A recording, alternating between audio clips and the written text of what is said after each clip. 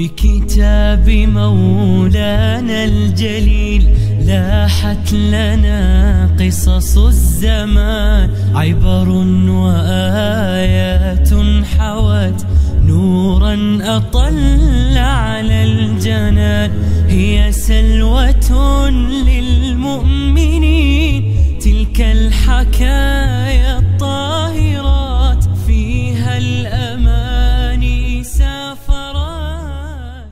بسم الله الرحمن الرحيم، الحمد لله رب العالمين، وصل اللهم وسلم وبارك على سيدنا محمد وعلى آله وصحبه أجمعين. أهلا بكم أعزائي المشاهدين إلى حلقة جديدة من برنامج حكاية ومغزى.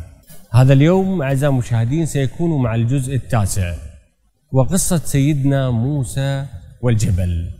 ما هي هذه القصة؟ سنعرف تفاصيلها بعد قليل. خلف موسى أخوه هارون على قومه، ثم ذهب لموعد بينه وبين الله عند جبل الطور. فلما وصل إلى جبل الطور هناك كلمه ربه. ولما جاء موسى لميقاتنا وكلمه ربه قال رب أرني أنظر إليك، قال لن تراني ولكن انظر إلى الجبل فإن استقر مكانه فسوف تراني. فلما تجلى ربه للجبل جعله دكا وخر موسى صعقا. فلما أفاق قال سبحانك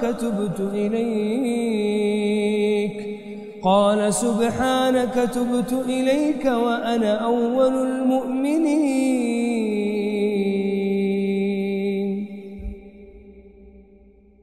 فحينما كلمه الله اشتاقت نفس موسى لرؤية الله، قال ربي أرني أنظر إليك، فقال له الله سبحانه وتعالى لن تراني، أي في هذه الحياة الدنيا لا يستطيع أحد أن يرى الله عز وجل، ولكن انظر إلى الجبل فإن استقر مكانه فسوف تراني. وكان في ذلك الموعد وفي ذلك المكان جبل أشم أصم. فلما تجلى ربه للجبل، يقول بعض أهل العلم في معنى كلمة تجلى أي أن هذا الجبل رأى من الله مقدار أنملة.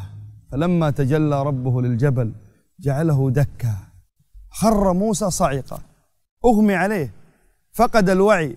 فلما أفاق قال سبحانك تبت إليك وأنا أول المؤمنين.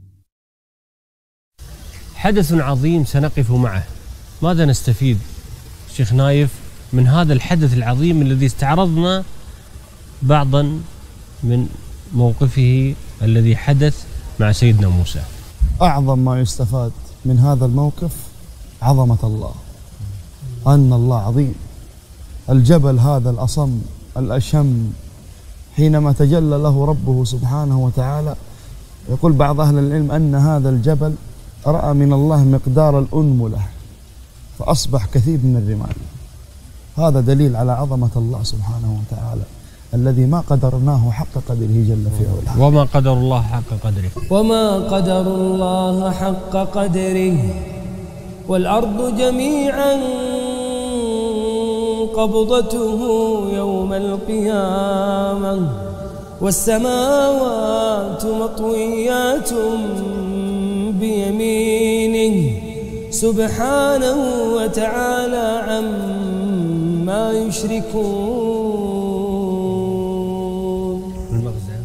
سبحان الله يا إخواني، موسى عليه السلام الله عز وجل أراه آية من آياته وهو الجبل، عندما أصبح كثيبا من الرمال دكتك هذا الجبل.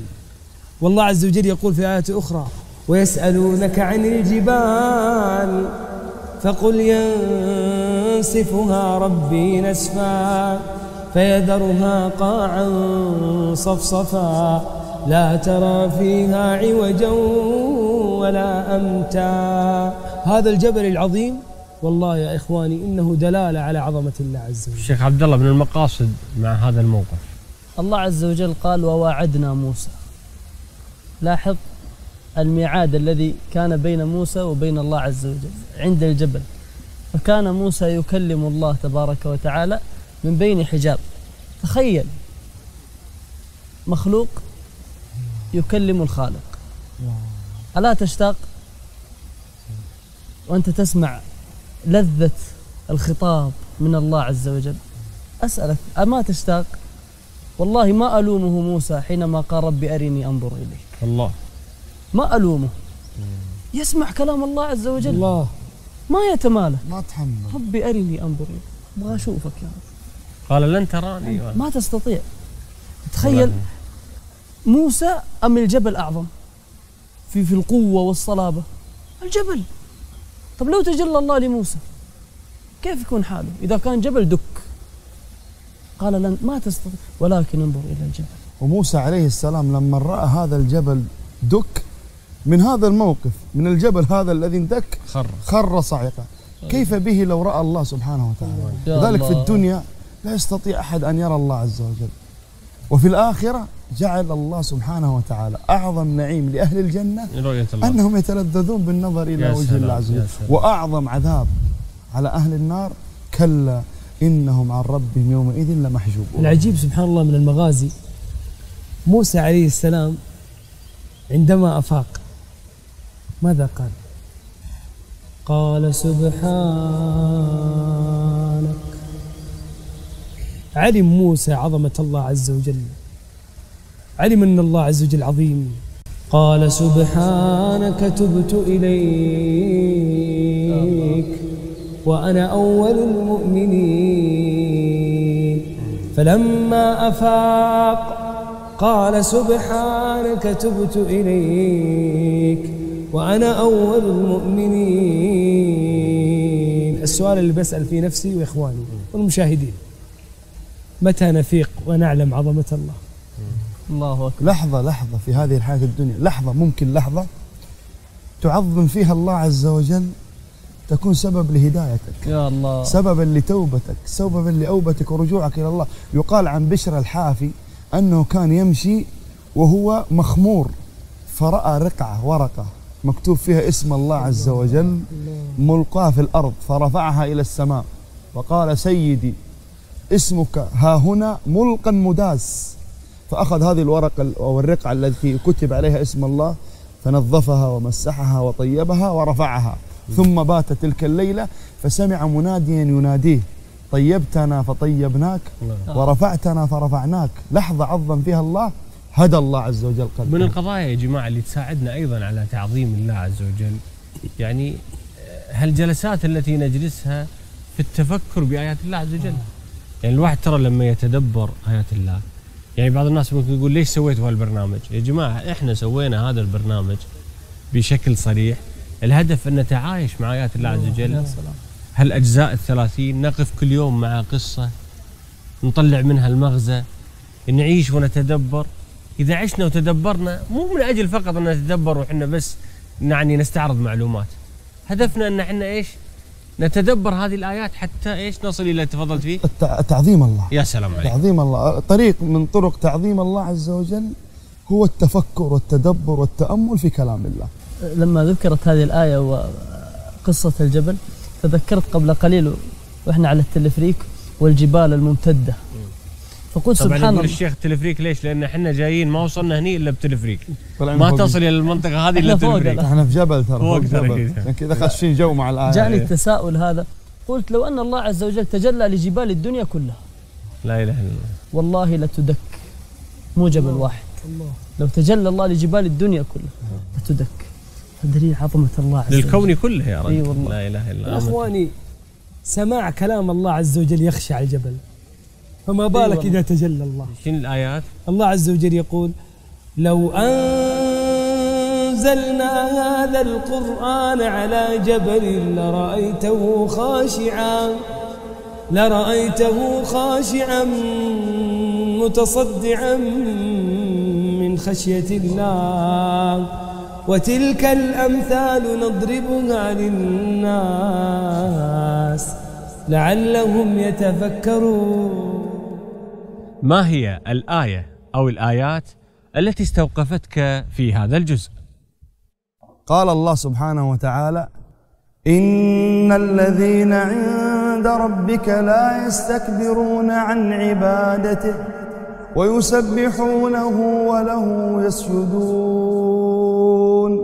الملائكة منذ أن خلقهم الله إلى أن تقوم الساعة وهم في عبادة مستمرة لله، ويوم تقوم الساعة يقولون: سبحانك ربنا ما عبدناك حق عبادتك، اللهم ارحم ضعفنا.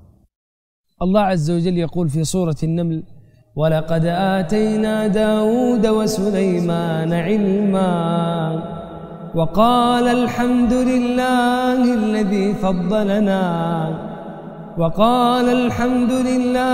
الذي فضلنا على كثير من عباده المؤمنين. أخي في الله، إذا أعطاك الله عز وجل نعمة فاحمد الله.